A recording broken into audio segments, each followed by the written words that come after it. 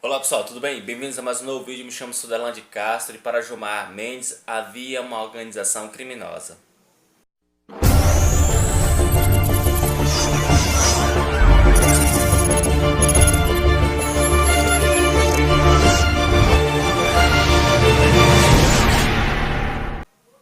Pessoal, é isso mesmo.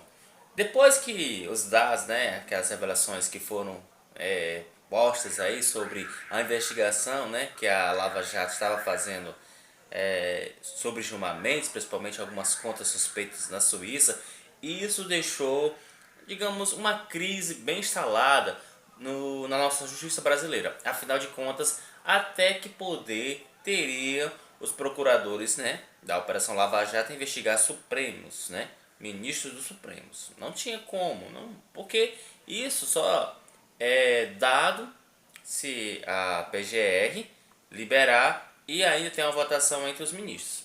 Então veja bem, o ministro do Supremo Tribunal, Gilmar Mendes, cobrou, do dia 6, a Procuradoria-Geral da República, a PGR, que tome providência sobre notícias que a Força Tarefa, da Lava Jato havia planejado investigá-lo, e também o presidente da Corte, Dias Toffoli. Está na hora de a Procuradoria tomar providências em relação a isso, afirmou Mendes. Tudo indica, e acho que à medida que os fatos vão sendo revelados, que tínhamos uma organização criminosa para investigar, acrescentou.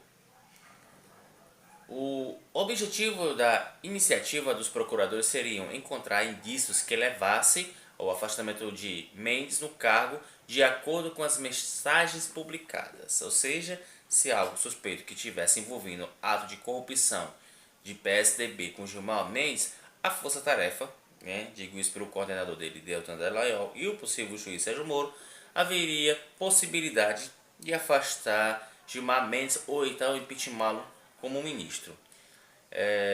E aí Gilmar Mendes fala, abre aspas, me parece que realmente isto é a revelação de um quadro de desmando completo, afirmou Mendes a jornalista na terça-feira. Na semana passada, o ministro já havia cobrado providências por parte do Conselho Nacional do Ministério Público, a CNMP, órgão responsável por supervisionar e corrigir a atividade de procuradores. Tanto o Moro como os integrantes da Força-Tarefa da Lava Jato, incluindo seu coordenador, Deltan Dallagnol, afirmam não ser possível oferir a autenticidade e integridade das mensagens. Ou seja, depois que prenderam os hackers, não quer dizer se aquelas mensagens, que eu acho que são verdadeiras, que se prenderam os hackers as mensagens, elas estão contidas naquele pacote que eles guardaram e que Sérgio Moro quase que eliminava. Então, para a gente entender o caso do Gilmar Mendes, em relação nisso, o ministro Gilmar Mendes do Supremo ele foi alvo de tentativa de investigação pelos procuradores da Operação Lava Jato, em Curitiba, no começo deste ano, segundo novas conversas reveladas pelo o jornal em parceria com o site, o Intercept em Brasil, o jornal El País. E de acordo com as mensagens, o objetivo dos procuradores era pedir a suspensão e até o impeachment do ministro. A conversa revela que a estratégia contra Gilmar Mendes foi discutida ao longo de meses, a partir de fevereiro, entre os membros da Força Tarefa no Telegram. O diálogo começa após um comentário de Deltan sobre um boato vindo da Força Tarefa de São Paulo, que parte do dinheiro mantido em contas no exterior por Paulo Preto, operador financeiro do PSDB, preso em fevereiro, pertenceria a Mendes. Nós não podemos dar a entender que investigamos Gilmar Mendes, diz Deltan em certo momento, e afirma na sequência, caso se confirme, essa unha e carne será um escândalo. Os outros procuradores discutiram a possibilidade ao mesmo tempo que alertava Deltan sobre os riscos e a necessidade de repassar a possível investigação à Procuradoria-Geral da República, ou seja, sendo impedido pela lei de não investigar nenhum ministro do Supremo, Deltan se aventurar em fazer isso sozinho. Claro que as consequências agora sobre esse caso vai recair sobre ele, até porque sua conduta não condizia realmente com a função que desempenhava. De acordo com a Constituição Federal, ministros do STF só podem ser investigados com autorização de seus pares e não sei que apareçam em uma investigação já em curso, a chamada investigação cruzada, o que não foi o caso da Lava Jato. O procurador-geral disse que era preciso cobrar uma posição pública dela, né? Ou seja, da Raquel Dodge, já que ela não se manifestou e ainda tentou blindar Deltan Dallagnol. Ou passamos a falar publicamente que a sociedade tem um encontro marcado com o impeachment de Gilmar.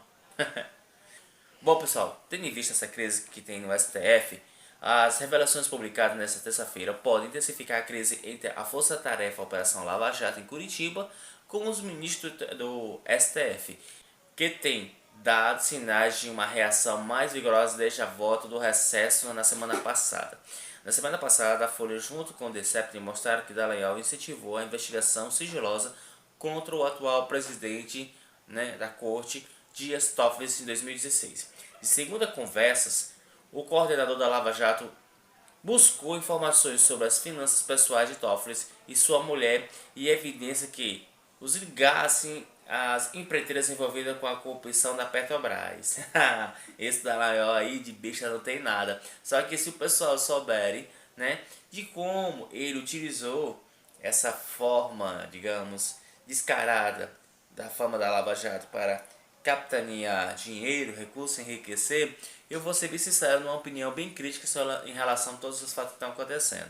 É mais fácil que Deltan Dallagnol realmente seja retirado do seu posto como procurador e possivelmente responderá por processo criminal. Até porque, junto com o Sérgio Moro, o que ambos andavam fazendo era totalmente o contrário da lei. E isso impede muito que a conduta de um procurador que se equipare a de um ministro do STF, ou seja, eles estão lá para fazer coisas que é determinado pela PRG e ainda jamais em hipótese alguma em colúnio com o juiz sendo orientado por partes das investigações e até criações de prova. Deltan, você está em maus lençóis, porque dessa vez agora descobriram aí que da tua cara é de bobo tu não tem é nada. Tu é mais malandro do que os malandros que tem no morro do Rio de Janeiro. E eu, dos morros de São Paulo, né? Ou seja, é aquele jeitinho brasileiro de fazer as coisas, de se dar bem, né? Só que tu foi pego, ó, pá, com a boca na botija, meu amigo. Isso é a verdade, viu? Então, nesse caso aqui sobre a crise que foi instalada entre a Operação Lava Jato de Curitiba junto com o STF, eu vou olhar atentamente como é que vai desenrolar em relação a essa questão. Uma opinião fechada sobre esse assunto. A casa caiu para Dallagnol e vai respingar em Moro. Essa é a verdade. No mais, eu me despeço por aqui, galera. Valeu, um abraço.